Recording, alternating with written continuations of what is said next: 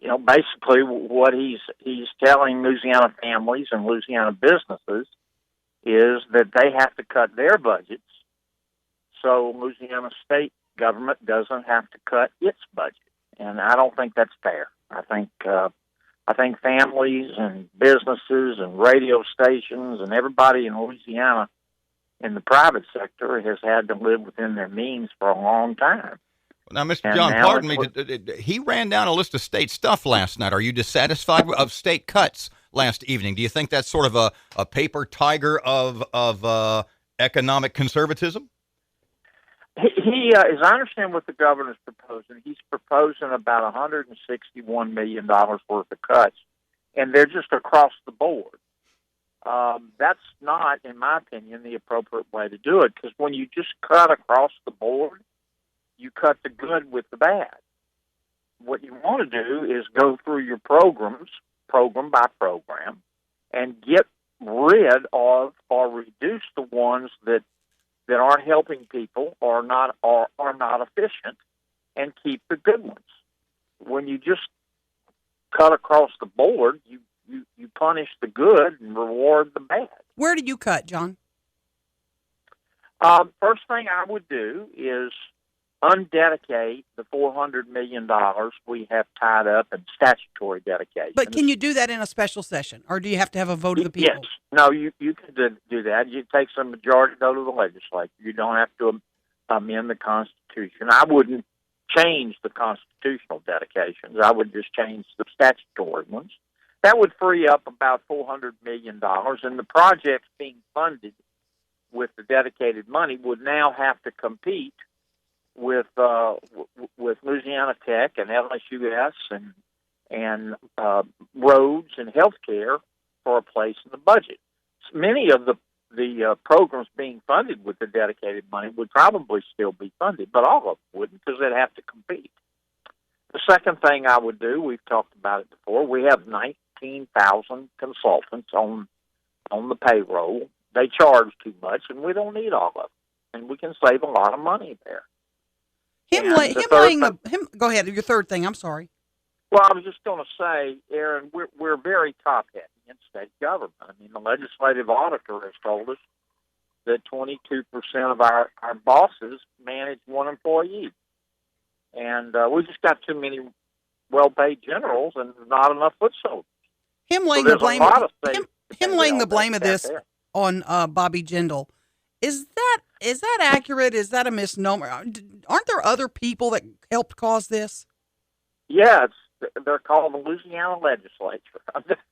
Look, at some point you got to stop regretting yesterday and start creating tomorrow. But people ask me all the time, how did this happen? And it's really pretty simple. For 7 years in a row, the legislature, at the encouragement of the then governor, spent more than they took in, and they papered over it. They covered it up by drawing down and depleting every state savings account they could lay their hands on and using accounting tricks. Well, the savings accounts are depleted, and they've run out of tricks. So, but you can't say, well, Governor Jindal did it, because Governor Jindal, he was part of it. He encouraged the legislature to do it, but he can't pass a budget. The legislature, under our Constitution, is the one to pass a budget. And frankly, Governor Edwards was in the legislature the whole time. Mr. John, he also made a couple of, is threats too strong a word? A couple of threats last evening about closing colleges across the state. Said the state education system is out of money. The higher education system, he's talking about closing colleges. He's talking about there's no money for payroll at LSU Baton Rouge. TOPS checks have been suspended already. He's also threatened to end football programs in Louisiana, including LSU football. Look, the governor is brand new. He's still getting his sea legs. I want to see him succeed, because if he succeeds, Louisiana succeeds. But nobody believes that. I mean, nobody believes that. We need to cut some of the drama and hysterics and chill out. Nobody believes that they're going to, that the legislature is going to eliminate the top scholarship program. Nobody believes that LSU's not going to have a football season next year. I mean, that's silly. Is that not, though? I mean, I almost laughed and I thought it made him sound ignorant. It really did, to threaten college football. I thought that would never happen. Why are you even saying it? Well, I just think it's unnecessary. And I've seen this movie before when governors want something that costs money, not just Governor Edwards, all governors.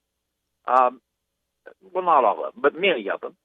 They create this doomsday scenario, and the world's going to come to an end, and we're going to have to eliminate tops, and LSU has to stop playing football, and the world's going to spin off its axis, and nobody believes it anymore. State governments cried chicken, too often, and nobody believes it, and it's not productive. It does scare a lot of people that don't follow things. I don't know how many emails last night, sort of split between, is Tops going to be okay, and will they give me a refund on my LSU football tickets? That I got hit when I walked in the door today by Tops and LSU football. Okay, get your now, match. let me say this. I don't know what the governor's comments are going to do for Les Miles' recruiting class. I hope we don't lose our star recruits. Absolutely. What do you predict happens? Put on your magician's hat. What really is going to happen? I think the legislature is going to insist that we reduce our spending, and I have sent them, as well as the governor, a list of over 400 suggestions. They've got a lot to choose from to reduce spending. Won't hurt anybody. Most taxpayers will never even notice it. I think they're going to comb through those ideas and others, and I think the legislature, at the end of the day, will insist that the governor reduce spending. Now, after that, I don't know what will happen. The governor's dug in on, I don't know how many taxes he wants to increase. 10, Pardon me, Mr. 12. John. Let's mention that for a second. If under a certain circumstance the governor gave you, or in your mind, the cuts that were legit and you thought would get us started in the right direction, would you, under any circumstance, maybe say we could use a cigarette tax increase, alcohol, gas tax increase? Is there anything you might get behind? Here's what I've advised the governor. For the next 6 months, just don't use the word tax and don't use the phrase tax code. Let's concentrate on our spending. And our objective is this. Let's figure out how to lower our costs while still being able to deliver a decent product for the taxpayers. And I know it can be done. I've seen other states do it. I see families do it, and I see businesses do it. Let's get control of our costs.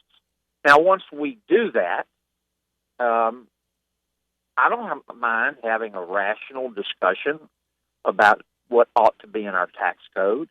I'm not sure I believe in tax reform anymore because I don't know what that means. I believe in tax fairness.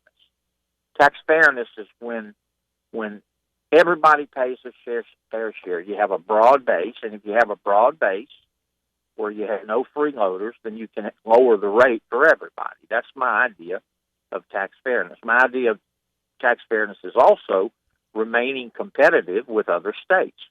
Capital in a global economy can move in a nanosecond. And, for example, the governor's inventory tax. I can assure you that if he passes that inventory tax, every business that has inventory in Louisiana, and there are a bunch of them from car dealers to the maritime industry to the oil and gas industry, being rational capitalists, they're going to be figuring out ways how to move their inventory out of state. Absolutely. And I can tell you where they're headed, west. It's called Texas.